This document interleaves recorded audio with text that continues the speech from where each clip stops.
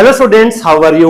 Students, आपको इस channel पर ना केवल graduation and post graduation physics के टॉपिक्स की सबसे आसान एक्सप्लेनेशन देखने को मिलती है, बल्कि आपको साथ के साथ ये भी बताया जाता है कि आपको एग्जाम में क्या और कैसे लिख के आना है, ताकि आप सिर्फ एक वीडियो देख के ही अपने नोट्स बना सकें और एग्जाम्स में बहुत अच्छे मार्क्स ला सकें।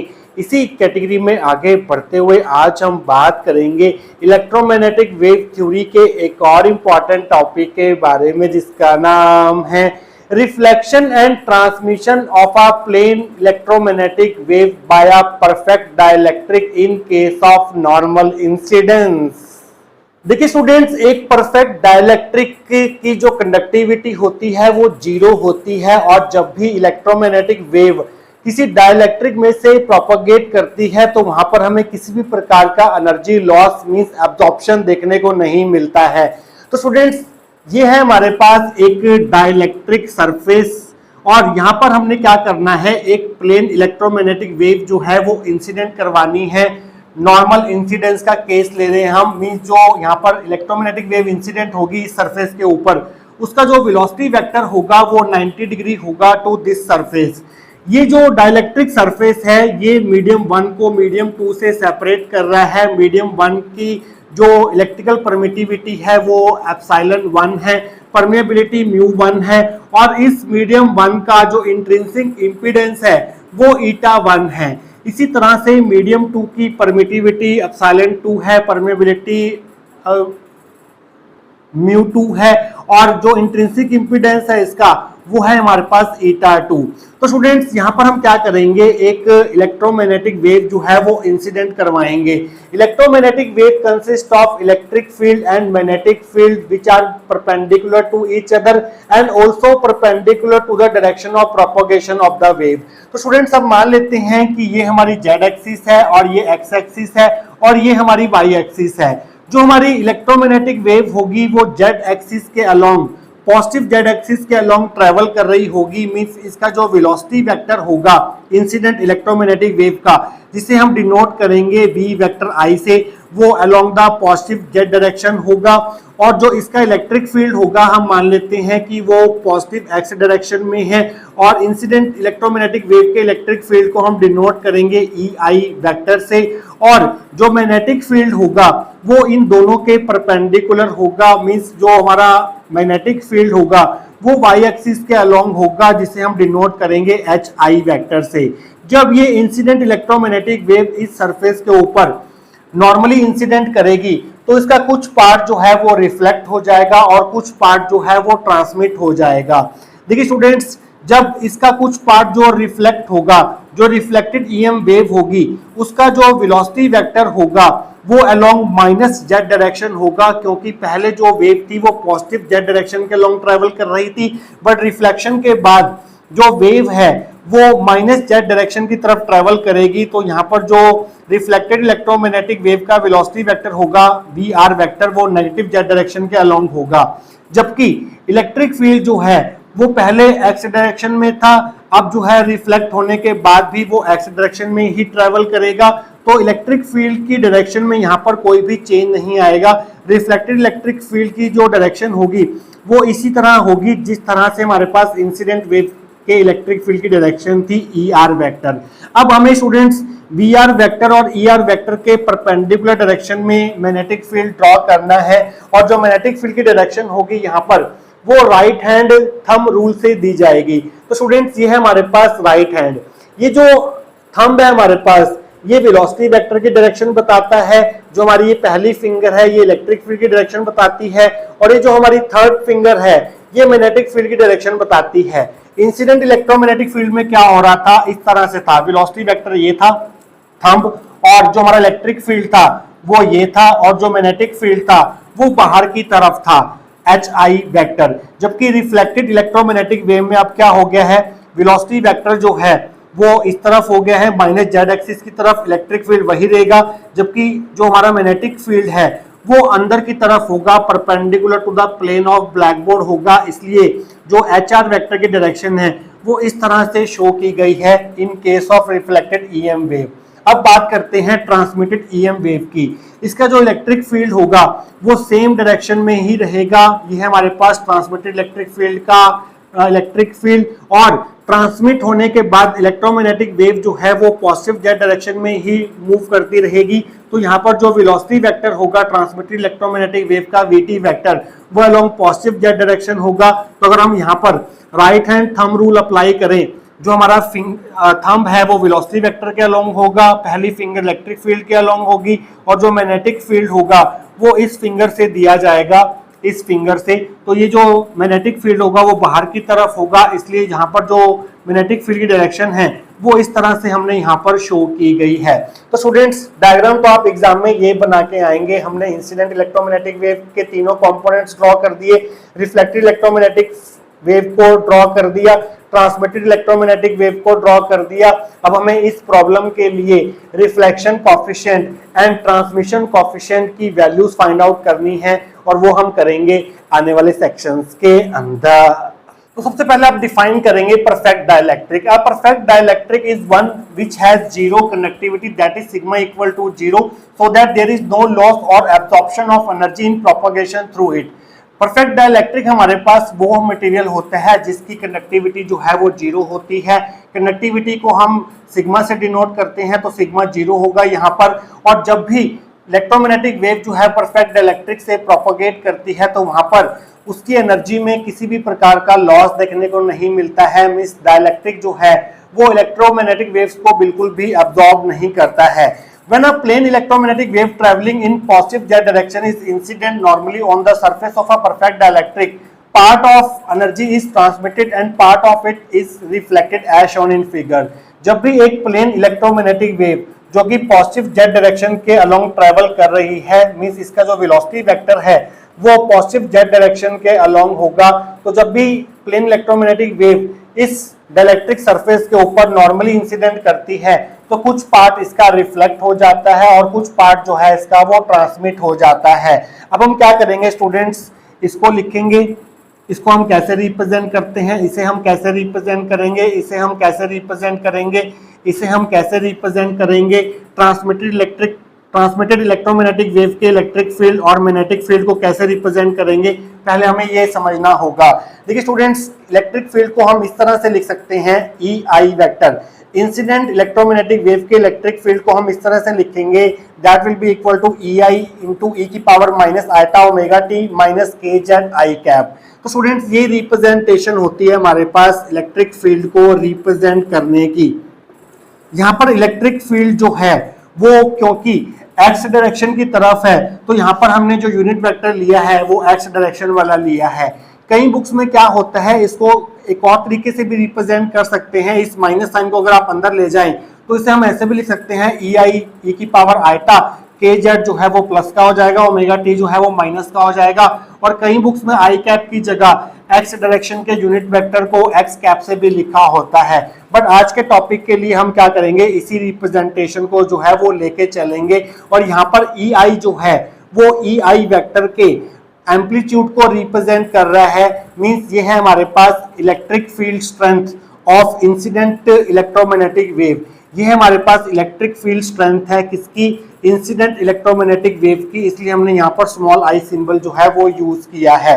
इसी तरह से अगर हम एच आई वेक्टर को मींस इंसिडेंट इलेक्ट्रोमैग्नेटिक वेव के मैग्नेटिक फील्ड को रिप्रेजेंट करना चाहें तो हम ऐसे कर सकते हैं, एच आई ई की power minus iota omega T minus के जेड। क्योंकि वेव जो है वो जेड एक्सिस के अलोंग प्रोपोगेट कर रही है तो यहाँ पर हमने जेड लिया है, इस चीज का आप ध्यान रखेंगे।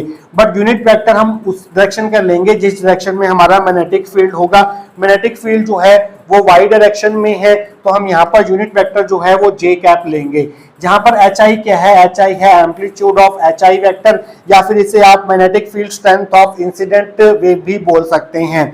इसी तरह से अगर हम रिफ्लेक्टेड इलेक्ट्रोमैग्नेटिक वेव के इलेक्ट्रिक फील्ड की बात करें ई आर वेक्टर को, उसे हम कैसे रिप्रेजेंट करेंगे, ई आर ई की power minus iota omega t. यहाँ तक तो सेम रहेगा, बट क्योंकि यहाँ पर पहले ये पॉजिटिव जेड डायरेक्शन के अलोंग प्रोपोगेट कर रहा था इलेक्ट्रिक फील्ड, अब ये इलेक्ट्रिक फील्ड जो है वो माइनस जेड डायरेक्शन के अलोंग प्रोपोगेट कर रहा है तो यहाँ पर हम जेड की जगह माइनस जेड लेंगे तो यहाँ पर साइन जो है वो प्लस हो जाएगा। इस चीज का आप ध्यान रखेंगे क्योंकि वाइब्रेशन जो है इलेक्ट्रिक फील्ड की, इस इलेक्ट्रिक फील्ड की वो अलोंग एक्स डायरेक्शन है। तो यहाँ पर हमने यूनिट वेक्टर जो है वो आई कैप ही लिया है, जहां पर ये ई आर जो है वो क्या रिप्रेजेंट कर रहा है, ये electric field strength of reflected wave को रिप्रेजेंट कर रहा है। तो स्टूडेंट्स इसी तरह से हम इसे और इसे एक्सप्रेस करेंगे, उसके बाद जो है वो डेरिवेशन स्टार्ट करेंगे आने वाले सेक्शंस के अंदर। तो स्टूडेंट्स इस एच आर वेक्टर को हम कैसे लिख सकते हैं? H R vector can be written as H R E की power minus iota omega T, but यहाँ पर क्योंकि इलेक्ट्रोमैग्नेटिक वेव जो है रिफ्लेक्टेड वाली वो माइनस जेड डायरेक्शन के अलोंग ट्रेवल कर रही है, तो यहाँ पर जेड की जगह माइनस जेड आएगा, तो यहाँ पर माइनस साइन था तो माइनस माइनस हो जाएगा, प्लस प्लस के जेड आएगा और यहाँ पर आएगा जे कैप, वेयर एच आर जो है वो मैग्नेटिक फील्ड स्ट्रेंथ है किसकी? रिफ्लेक्टेड वेव की। इसी तरह से अगर हम ट्रांसमिटेड इलेक्ट्रोमैग्नेटिक वेव के इलेक्ट्रिक फील्ड को लिखना चाहें ईटी वेक्टर, उससे हम लिख सकते हैं ईटी ई की power minus iota omega t, क्योंकि ये प्लस जेड डायरेक्शन के लॉन्ग ही प्रोपागेट कर रही है तो यहाँ पर माइनस के जेड ही आएगा। I cap where it is electric field strength of transmitted wave. इसी तरह से एस टी वेक्टर जो होगा वो होगा एस टी ई की power minus iota omega T minus के जेड, क्योंकि ये भी एस टी वेक्टर जो है क्योंकि ट्रांसमिटेड इलेक्ट्रोमैग्नेटिक वेव का ये मैग्नेटिक फील्ड है तो ये क्योंकि प्लस जेड डायरेक्शन के लॉन्ग ही प्रोपागेट कर रही है तो यहाँ पर हमने जेड ही लिखा है ना कि माइनस जेड, तो यहाँ पर साइन जो है वो माइनस का ही आएगा। और यहाँ पर जो मैग्नेटिक फील्ड है वो वाई एक्सिस के अलोंग है तो यहाँ पर हम जे कैप यूनिट वेक्टर लेंगे, जहाँ पर एस टी जो है वो मैग्नेटिक फील्ड स्ट्रेंथ है किसकी? ट्रांसमिटेड वेव की। तो स्टूडेंट्स अब हम क्या कर सकते हैं, ये जो हमारा इंट्रिंसिक इम्पीडेंस है ईटा 1, इसे हम कैसे लिख सकते हैं? जो इंट्रिंसिक इम्पीडेंस होता है वो रेशो होता है electric field strength and magnetic field strength का। तो अगर हम मीडियम 1 के इंट्रिंसिक इम्पीडेंस ईटा 1 की बात करें तो ये रेशो होगा किसका? इलेक्ट्रिक फील्ड स्ट्रेंथ का एंड मैग्नेटिक फील्ड स्ट्रेंथ का। तो इंसिडेंट इलेक्ट्रोमैग्नेटिक वेव की जो इलेक्ट्रिक फील्ड स्ट्रेंथ थी वो क्या थी हमारे पास?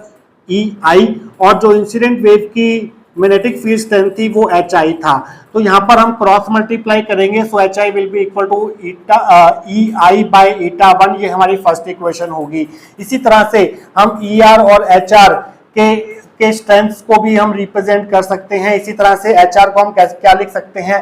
एच आर मीन्स जो हमारी मैग्नेटिक फील्ड स्ट्रेंथ होगी रिफ्लेक्टेड वेव की, that will be equal to electric field strength of reflected wave divided by eta 1, इसे हम लिख सकते हैं। बट क्योंकि यहाँ पर जो मैग्नेटिक फील्ड है उसका फेज जो है वो रिवर्स हो गया है, पहले मैग्नेटिक फील्ड ऐसे था बाहर की तरफ था, अब वो अंदर की तरफ हो गया है, तो यहाँ पर साइन जो है वो नेगेटिव आएगा। नेगेटिव साइन जो है वो फेज रिवर्सल के कारण आया है। इसी तरह से स्टूडेंट्स अगर हम यहाँ पर एस टी को लिखना चाहें, ये हमारे पास है क्या?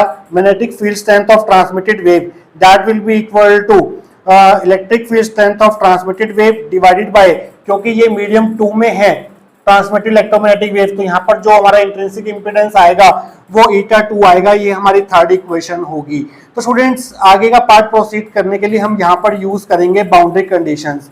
इलेक्ट्रिक फील्ड और मैग्नेटिक फील्ड दोनों की बाउंड्री कंडीशंस हम यूज करेंगे। पहली बाउंड्री कंडीशन क्या होती है? Tangential components of E vector must be continuous at the boundary of dielectric. जो इलेक्ट्रिक फील्ड के टेंजेंशियल कंपोनेंट्स होते हैं वो डाइलेक्ट्रिक बाउंड्री पर कंटीन्यूअस होते हैं। अब देखिए स्टूडेंट्स यहाँ पर वेलोसिटी वेक्टर जो है वो इस डाइलेक्ट्रिक सरफेस के परपेंडिकुलर है, जबकि हमारा इलेक्ट्रिक फील्ड और मैग्नेटिक फील्ड जो है वो इस सरफेस के टेंजेंशियल है। एक्चुअली ये सरफेस जो है आपको सामने से इस तरह से दिखाई दे रहा है, बट ये सरफेस जो है एक्चुअली एक 2 डायमेंशनल प्लेन सरफेस है। एक्चुअली ये डायलेक्ट्रिक सरफेस जो है वो कुछ इस तरह से है, एक 2 डायमेंशनल सरफेस है एक्स वाई प्लेन में, और सामने से आपको ये इस तरह से दिखाई दे रहा है। जो हमारा वेलोसिटी वेक्टर है वो इसके परपेंडिकुलर है, इलेक्ट्रिक फील्ड इसके पैरेलल है, टेंजेंशियल है, और मैग्नेटिक फील्ड जो है वो इस तरह से है वाई एक्सिस के अलोंग, इसके टेंजेंशियल है, इसके पैरेलल है। तो यहाँ पर हमारा कहने का मतलब क्या होगा कि हमारा मीडियम 1 में जो टोटल इलेक्ट्रिक फील्ड स्ट्रेंथ होगी और जो मीडियम 2 में टोटल इलेक्ट्रिक फील्ड स्ट्रेंथ होगी वो बराबर होगी। हमारे पास मीडियम 1 में कौन कौन सी इलेक्ट्रिक फील्ड स्ट्रेंथ है? एक तो इलेक्ट्रिक फील्ड स्ट्रेंथ है इंसिडेंट इलेक्ट्रोमैग्नेटिक वेव की, जिसे हमने डिनोट किया था EI से, और मीडियम 1 में हमारे पास रिफ्लेक्टेड इलेक्ट्रोमैग्नेटिक वेव की इलेक्ट्रिक फील्ड स्ट्रेंथ है, जिसे हमने डिनोट किया था ER से। तो मीडियम 1 में टोटल इलेक्ट्रिक फील्ड स्ट्रेंथ हो जाएगी इन दोनों का sum, that will be equal to, यहाँ पर मीडियम 2 में ट्रांसमिटेड इलेक्ट्रोमैग्नेटिक वेव की जो इलेक्ट्रिक फील्ड स्ट्रेंथ है वो कितनी है, वो ET है।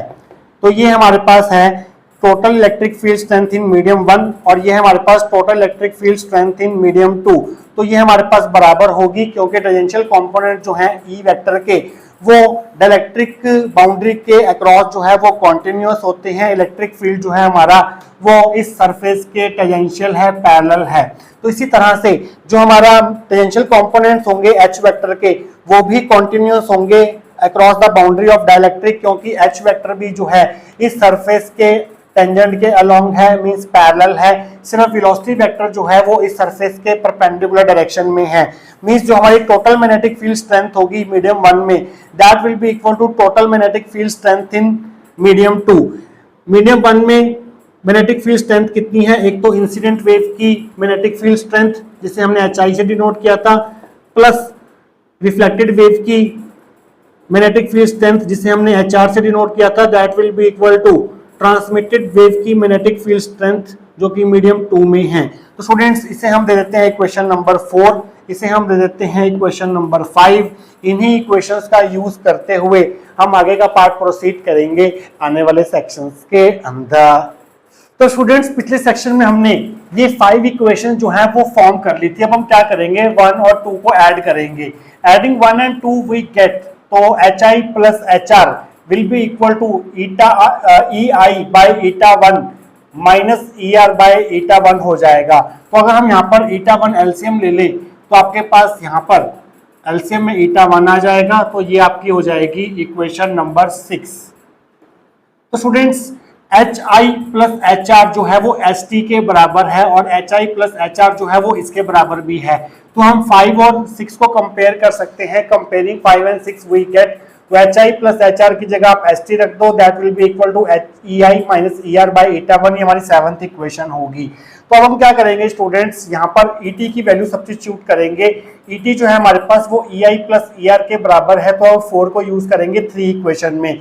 Using 4 in 3 we get ST will be equal to EI plus ER by eta 2, ये हमारी 8th इक्वेशन होगी। तो ST की वैल्यू ये भी है और ST की वैल्यू ये भी है, तो हम इन दोनों को कंपेयर कर सकते हैं। इनकी राइट हैंड साइड जो है वो आपस में बराबर हो जाएंगी। Comparing 7 and 8 we get EI minus ER by eta 1, that will be equal to EI minus EI plus ER by eta 2।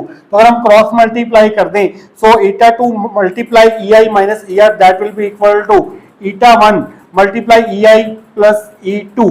तो अगर हम इसको इन दोनों से मल्टीप्लाई करें तो आपको मिलेगा eta 2 EI minus eta 2 ER। इसको इन दोनों से मल्टीप्लाई करें तो आपको मिलेगा eta 1 EI plus eta 1 ER। तो हम क्या करेंगे, EI वाली टर्म्स एक तरफ कर लेते हैं और ER वाली टर्म्स एक तरफ कर लेते हैं, तो आपको मिलेगा eta 2 EI, ये EI वाली टर्म इधर आके माइनस की हो जाएगी, minus eta 1 EI that will be equal to eta 1 ER, ये टर्म जो है उधर जाके प्लस की हो जाएगी, प्लस eta 2 ER। तो यहाँ से EI कॉमन ले लो, EI कॉमन आ गया, अंदर आएगा eta 2 माइनस eta 1, यहाँ से ER कॉमन ले लो, अंदर आएगा eta 1 प्लस eta 2। तो अगर हम यहाँ से ER बाय EI का रेशियो निकालें तो आपको क्या मिलेगा, ये टर्म जो है इसके नीचे आ जाएगी।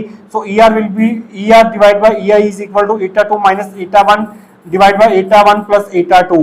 तो स्टूडेंट्स ये है हमारे पास रिफ्लेक्टेड वेव की इलेक्ट्रिक फील्ड स्ट्रेंथ और ये है हमारे पास इंसिडेंट वेव की इलेक्ट्रिक फील्ड स्ट्रेंथ, और इन दोनों के रेशियो को हम बोलते हैं रिफ्लेक्शन कॉफिशिएंट। तो रिफ्लेक्शन कॉफिशिएंट हमारा यहाँ पर R है, इसे हम R से डिनोट करेंगे।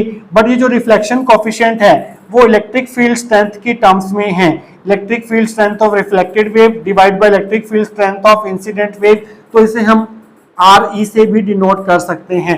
जो रिफ्लेक्शन कॉफिशिएंट होता है हमारा वो रेशियो होता है किसका, रिफ्लेक्टेड वेव का electric field strength to the electric field strength of incident wave. तो ये हमारे पास आ गया है reflection coefficient in terms of intrinsic impedance. इसी एक्सप्रेशन को हम इस एप्सिलॉन 1 परमिटिविटी की टर्म्स में भी एक्सप्रेस कर सकते हैं और वो हम एक्सप्रेस करेंगे नेक्स्ट सेक्शन के अंदर। तो स्टूडेंट्स पिछले सेक्शन में हमने रिफ्लेक्शन कॉफिशिएंट फाइंड आउट कर लिया था इन terms of electric field strength but in terms of intrinsic impedance of the two media. तो आप यहाँ पर लिखेंगे this is the expression of reflection coefficient in terms of electric field strength but in terms of intrinsic impedance of the two media. इसे हम 9th equation दे देते हैं। अब इस एक्सप्रेशन को हम permittivity of the two media की form में भी एक्सप्रेस कर सकते हैं। देखिए स्टूडेंट्स, इंट्रिंसिक इम्पीडेंस के हमारे पास दो फॉर्मूले होते हैं। इंट्रिंसिक इम्पीडेंस जो है वो रेशियो होता है electric field strength and magnetic field strength का, और इसे हम इंट्रिंसिक इम्पीडेंस को ratio of permeability to the permittivity के स्क्वायर रूट की टर्म्स में भी एक्सप्रेस कर सकते हैं। तो अगर हमें ईटा 1 लिखना है तो उसे हम लिखेंगे square root of mu 1 by epsilon 1। इसी तरह से ईटा 2 को हम लिखेंगे square root of mu 2 by epsilon 2। ये हमारी 10th इक्वेशन होगी। तो ईटा 1 और ईटा 2 की वैल्यूज हम यहाँ पर सब्स्टिट्यूट कर देते हैं। Using 10 in 9 we get R is equal to E R by E I is equal to eta 2 की जगह हम लिख रहे हैं square root mu 2 by epsilon 2 minus eta 1 की जगह हम लिख रहे हैं square root mu 1 by epsilon 1। Eta 2 की जगह हम लिख रहे हैं square root mu 2 by epsilon 2 plus ये square root mu 1 by epsilon 1। तो यहाँ पर हम एलसीएम ले लेते हैं। न्यूमरेटर में square root epsilon 2 square root epsilon 1 LCM में आ जाएगा। ये एप्सिलॉन 1 इससे मल्टीप्लाई हो जाएगा square root epsilon 1 mu 2 minus square root ये एप्सिलॉन 2 जो है वो म्यू 1 से मल्टीप्लाई हो जाएगा स्क्वायर रूट म्यू 1 एप्सिलॉन 2। इसी तरह से नीचे भी एलसीएम आ जाएगा एप्सिलॉन 2 एप्सिलॉन 1 का स्क्वायर रूट। तो यहाँ पर हमारे पास आ जाएगा एप्सिलॉन 1 इनसे मल्टीप्लाई हो जाएगा square root mu 2 epsilon 1 plus epsilon 2 जो है म्यू 1 से मल्टीप्लाई होगा स्क्वायर रूट म्यू 1 एप्सिलॉन 2।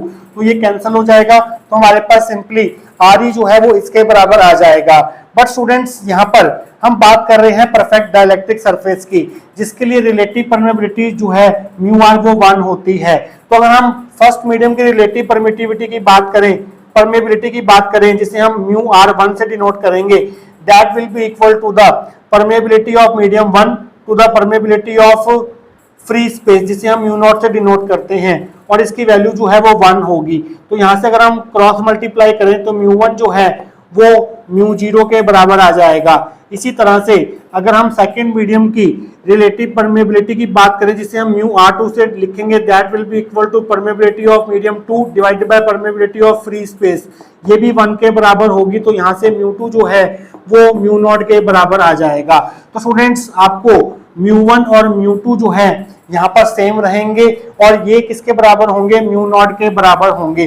तो अगर हम म्यू 2 की जगह म्यू नॉट पुट कर दें और म्यू 1 की जगह म्यू नॉट पुट कर दें, यहाँ भी म्यू नॉट पुट कर दें और म्यू 1 की जगह म्यू नॉट पुट कर दें, तो म्यू नॉट जो है वो सब में कॉमन है, तो वो कैंसिल हो जाएगा। तो फाइनली जो रिफ्लेक्शन कोएफिशिएंट का फॉर्मूला होगा in terms of electric field strength R E, that will be equal to ratio of ER by EI, that will be equal to epsilon 1 minus epsilon 2 by square root of epsilon 1 plus square root of epsilon 2 आ जाएगा।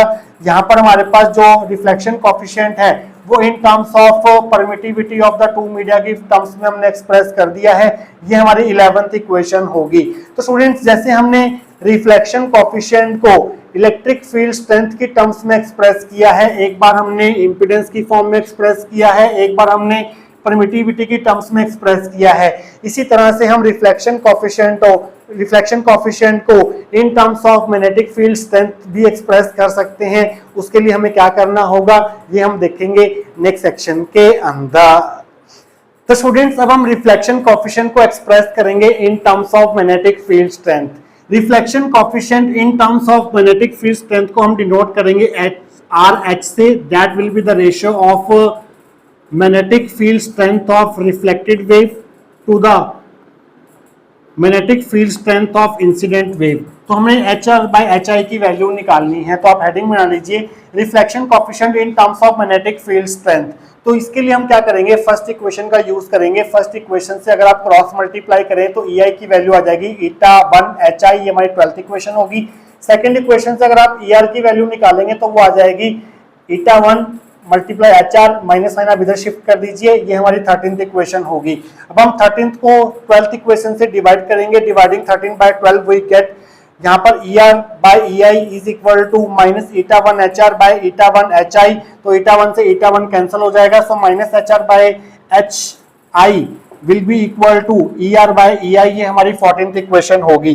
But ER by EI की value जो है वो हम already 9th equation में find out कर चुके हैं, जो कि ये थी हमारे पास। तो हम क्या कर सकते हैं, 14th इक्वेशन में ER बाय EI की जगह ये वैल्यू सब्स्टिट्यूट कर सकते हैं, तो आप लिखेंगे कंपेयरिंग 9 एंड 14 वी गेट, तो यहाँ से माइनस HR बाय HI जो है वो इसके बराबर हो जाएगा eta2 minus eta1 bye eta2 plus eta1। तो माइनस साइन को उधर शिफ्ट करेंगे तो इन दोनों के साइन जो है वो रिवर्स हो जाएंगे। So HR by HI will be equal to eta1 minus eta2 by eta2 plus eta1 हो जाएगा। और यही है हमारे पास reflection coefficient in terms of magnetic field strength. But हमने यहाँ पर reflection coefficient in terms of magnetic field strength को impedances of the two media की टर्म्स में एक्सप्रेस किया है। अगर हम इस एक्सप्रेशन को परमिटिविटी की टर्म्स में एक्सप्रेस करना चाहें तो उसके लिए हमें क्या करना होगा, उसके लिए हमें सिंपली 11th और 14th इक्वेशन को कंपेयर करना होगा। तो आप लिखेंगे comparing 11 and 14 we get minus HR by HI will be equal to ER by EI की वैल्यू हमारे पास है square root epsilon 1 minus square root epsilon 2 bye square root epsilon 1 plus square root epsilon 2। इस minus sign को उधर shift करेंगे तो इन दोनों के साइन जो हैं वो रिवर्स हो जाएंगे। So HR by HI will be equal to square root epsilon 2 minus square root epsilon 1 by square root epsilon 1 plus square root epsilon 2 हो जाएगा। और यही है हमारे पास reflection coefficient in terms of magnetic field strength. But यहाँ पर हमने reflection coefficient in terms of magnetic field strength को permittivity of the two media की टर्म्स में एक्सप्रेस किया है। तो स्टूडेंट्स रिफ्लेक्शन कोएफिशिएंट को हमने इलेक्ट्रिक फील्ड स्ट्रेंथ की टर्म्स में भी एक्सप्रेस कर दिया। 9th और 11th इक्वेशन में ये इम्पीडेंसेस की फॉर्म में था, ये परमिटिविटी की फॉर्म में था, और ये हमने रिफ्लेक्शन कोएफिशिएंट को मैग्नेटिक फील्ड स्ट्रेंथ की टर्म्स में एक्सप्रेस कर दिया। ये इम्पीडेंसेस की टर्म्स में है, ये परमिटिविटी की टर्म्स में है। इसके बाद हम बात करेंगे ट्रांसमिशन कोएफिशिएंट के बारे में। तो स्टूडेंट्स अब हम देखेंगे definition of transmission coefficient capital T। It is defined as the ratio of electric और magnetic field strength of the transmitted wave to the electric और magnetic field strength of the incident wave. ये ratio होता है transmission coefficient किस का, ratio of electric field strength of transmitted wave to the ratio of electric field strength of incident wave. ये electric field strength के ratio के terms में express किया है, तो ट्रांसमिशन कोएफिशिएंट को TE से डिनोट करेंगे इस केस में। इसी तरह से अगर हम ट्रांसमिशन कोएफिशिएंट को ratio of strength of magnetic field of the transmitted wave ST to the magnetic field strength of incident wave की फॉर्म में एक्सप्रेस करेंगे तो इसे हम TH से डिनोट करेंगे। तो हम दोनों के एक्सप्रेशन जो है वो बारी बारी से फाइंड आउट करेंगे। पहले हम फाइंड करेंगे transmission coefficient in terms of electric field strength, means हम ET बाय EI का रेशियो फाइंड आउट करना चाह रहे हैं। तो 4th इक्वेशन में हमारे पास EI plus ER equal to ET था। अगर हम दोनों तरफ EI से डिवाइड कर दें तो EI को EI से डिवाइड करेंगे तो 1 आ जाएगा, plus ER by EI is equal to ET bye EI हो जाएगा। अब ER बाय EI का रेशियो जो है वो हम ऑलरेडी 9th इक्वेशन में फाइंड आउट कर चुके हैं। eta2 minus eta1 bye eta2 plus eta1 के बराबर था ये। तो 9th इक्वेशन से ER बाय EI की वैल्यू उठाकर हम पुट कर देते हैं, तो ये बन जाएगा हमारे पास 1 plus eta2 minus eta1 bye eta2 plus eta1 equal to ET bye EI। तो अगर हम एलसीएम लें तो एलसीएम हमारे पास आ जाएगा eta2 प्लस eta1, तो एलसीएम जो है वो इससे मल्टीप्लाई हो जाएगा। eta2 प्लस eta1 ये मल्टीप्लाई हो गया, साथ में हमारे पास प्लस eta2 माइनस eta1, तो माइनस eta1 से प्लस eta1 कैंसिल हो गया, तो ये बन जाएगा 2 eta2 by eta2 plus eta1 that is equal to ET bye EI। ये हमारे पास ट्रांसमिशन कोएफिशिएंट आ गया इन terms of ratio of electric field strength, but ये हमारे पास है इम्पीडेंस के टर्म्स में। अगर हम इसे परमिटिविटी के टर्म्स में एक्सप्रेस करना चाहें तो हम क्या करेंगे, eta2 की जगह हम पुट कर देंगे square root of म्यू2 bye epsilon 2, eta2 की जगह हम पुट करेंगे square root of म्यू2 bye epsilon 2 और eta1 की जगह हम पुट करेंगे square root of म्यू1 bye epsilon 1। तो यहाँ पर हम एलसीएम ले लेंगे, नीचे एप्सिलॉन 2 एप्सिलॉन 1 एलसीएम आ गया, तो ये बन जाएगा नीचे square root म्यू2 mu epsilon 1 plus square root म्यू1 epsilon 2। तो यहाँ से हम एप्सिलॉन 2 से एप्सिलॉन 2 कैंसिल कर सकते हैं, तो ये बन जाएगा हमारे पास स्क्वायर रूट एप्सिलॉन 1 जो है वो ऊपर चला जाएगा, मल्टीप्लाई हो जाएगा 2 square root म्यू2 square root epsilon 1 bye हमारे पास ये टर्म आ जाएगी। बट हमें पता है यहाँ पर हमारे पास क्या था, हमने देखा था पीछे कि म्यू1 जो है वो म्यू नॉट के बराबर था और म्यू2 जो है वो म्यू नॉट के बराबर था, क्योंकि रिलेटिव परमेबिलिटी जो है डाइलेक्ट्रिक मीडियम की वो 1 होती है। तो वहां से हमने ये रिजल्ट निकाला था। तो जहां जहां म्यू2 म्यू1 है वहां म्यू नॉट पुट कर दो, तो आपको क्या मिलेगा, आपको मिलेगा 2 square root mu naught square root epsilon 1 by square root mu naught epsilon 1 plus square root mu naught epsilon 2। तो नीचे से स्क्वायर रूट म्यू नॉट जो है वो कॉमन आ जाएगा, तो स्क्वायर रूट म्यू नॉट से square root mu naught cancel हो जाएगा। सो आपके पास फाइनल आंसर जो होगा टी का value ratio of ET by EI that will be equal to 2 square root epsilon 1 by square root epsilon 1 plus square root of epsilon 2। तो ये हमने express कर दिया है transmission coefficient in terms of electric field strength but expressed in terms of permittivity of the two media. इसी तरह से हम ट्रांसमिशन कोएफिशिएंट को एक्सप्रेस करेंगे मैग्नेटिक फील्ड स्ट्रेंथ में की टर्म्स में नेक्स्ट सेक्शन के अंदर। तो स्टूडेंट्स अब हम फाइंड आउट करेंगे transmission coefficient in terms of magnetic field strength, जो कि था हमारे पास TH is equal to HT bye HI। तो हमें HT बाय HI की जो है वैल्यू फाइंड आउट करनी है, उसके लिए हम यूज करेंगे फिफ्थ इक्वेशन का, जो कि थी हमारे पास HI plus HR equal to ST। तो दोनों तरफ अगर हम HI से डिवाइड कर दें तो आपको मिलेगा 1 plus HR by HI is equal to ST bye HI। HR by HI की वैल्यू जो है वो हम फाइंड आउट कर चुके हैं इन टर्म्स ऑफ इम्पीडेंसेस, जो कि हमारे पास थी eta1 minus eta2 bye eta1 plus eta2। वो वैल्यू हमने यहाँ पर सब्स्टिट्यूट कर दी, एलसीएम लिया, एलसीएम लेंगे तो ये टर्म 1 से मल्टीप्लाई होगी और यहाँ पर आपके पास eta2 से eta2 कैंसिल हो जाएगा। सो 2 eta1 bye eta1 plus eta2 will be equal to ST bye HI equal to transmission coefficient in terms of magnetic field strength. But ये जो है हमने वो impedance of the two media की form में express किया है।